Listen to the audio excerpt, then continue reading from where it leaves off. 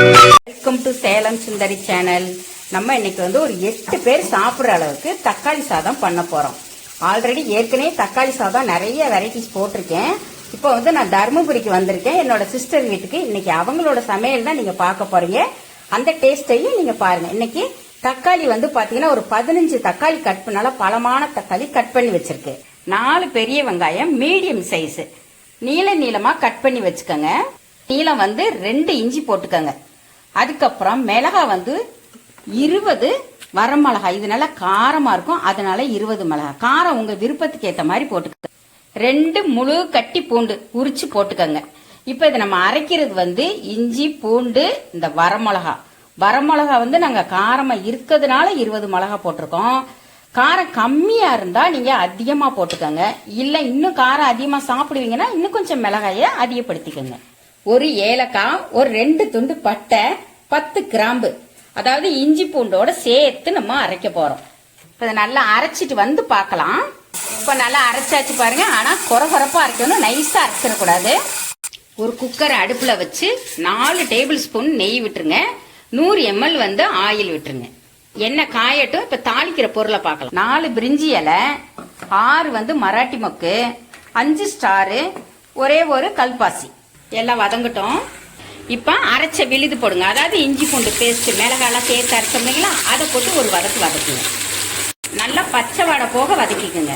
4 பச்சை மிளகா நீல வாக்கில் கட் பண்ண வெங்காயம் போட்டுடலாம். இதுவும் சேர்த்து நல்லா வதக்கிக்கிறணும். வெங்காயம் வந்து ஒரு 50% வதங்கினதுக்கு அப்புறம் கட் பண்ணி வச்சா தக்காளியை போட்டுருங்க. தக்காளி சீக்கிரமா வதங்குறதுக்காக கல் உப்பு தேவையான அளவு போட்டுக்கோங்க. நல்லா கலந்து விடுங்க.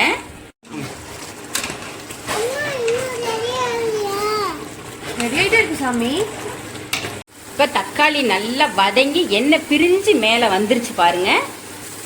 1 ஸ்பூன் பிரியாணி மசாலா போட்டுட்டு அதை நல்லா அந்த தக்காளியோட நல்லா கலந்து விடுங்க.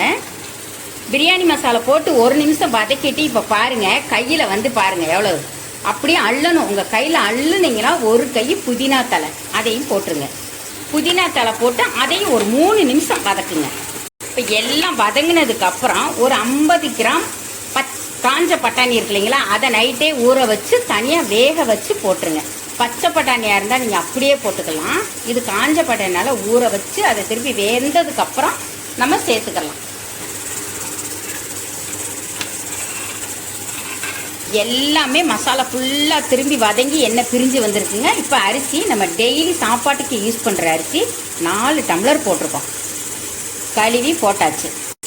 அரிசியை போட்டு நல்லா ஒரு 2 நிமிஷம் அப்படியே நல்லா கிளறி விட்டுருங்க. இப்போ தண்ணி 4 டம்ளர் அரிசி வச்சுருக்கோம் இல்லைங்களா, அதுக்கு 8 டம்ளர் தண்ணி. அது வந்து சாப்பாட்டு அரிசினால டெய்லி நம்ம ரெகுலராக யூஸ் பண்ணுற அரிசினால 1க்கு 2. நீங்கள் பிரியாணி அரிசி சீரக சம்பா பாஸ்மதி அந்த மாதிரி போட்டிங்கன்னு சொன்னால் தண்ணி அதுக்கு தந்தபடியே அளவை மாற்றிக்கோங்க. இப்போ எல்லாம் உப்பு செக் பண்ணிக்கோங்க. இந்த ஸ்டேஜில் உப்பு போடும்போது ஒரு கல் தூக்கலாக போடுங்க. ஏன்னா ரைஸ் எல்லாம் போடுறோம் இல்லைங்களா, அப்போ உப்பு பத்தாம போயிடும். அதனால அப்படி குடிச்சு பார்க்கும்போது அப்படி சுருக்குன்னு இருக்கணும் அந்த மாதிரி. இப்போ குக்கரை மூடி 2 விசில் அடிக்கட்டும். 2 விசில் வந்ததுக்கு அப்புறம் ஸ்டவ்வை ஆஃப் பண்ணிட்டு ஒரு 5 நிமிஷம் கழிச்சு ஸ்டீமை வந்து மெதுவாக தூக்கி விட்டுருங்க. அதுக்கப்புறம் நம்ம பார்க்கலாம். போயிடுச்சு, குக்கரை திறந்துடலாம். வாவ், சூப்பரா வாசமே பிரியாணி மாதிரி மணக்குதுங்க. அப்படியே பூ மாதிரி கிளறி விடுங்க. சூப்பரா ரெடி ஆயிடுச்சு சாதம். இது வந்து பாத்தீங்கன்னா கொஞ்சம் அப்படியே தக்காளி சாதம் ஜூஸியா இருக்கும். சாப்பிட்றதுக்கு ஒரு மாதிரி வரன்னு காஞ்சி போகாம மாதிரி இருக்கும். ஒரு தடவை நீங்க கண்டிப்பா ட்ரை பண்ணி பாருங்க. இப்ப பாருங்க எங்க தங்கச்சி பொண்ணுக்கு போடுவோம். சாப்பிட்டு பார்த்து டேஸ்ட் எப்படி இருக்குன்னு சொல்லுவாங்க. கனி சாப்பிட்டு பார்த்து டேஸ்ட் சொல்றா எப்படி இருக்குன்னு. Okay aunty. சொல்றேன் எப்படா இருக்கு. அட்டகாசமா இருக்கு ஆண்டி, சூப்பரா இருக்கு. பிடிச்சிருந்துச்சா உங்க ஃப்ரெண்ட்ஸ்க்கெல்லாம் ஷேர் பண்ணி விடுங்க. அப்படியே ஒரு லைக் போடுங்க. தேங்க்யூ.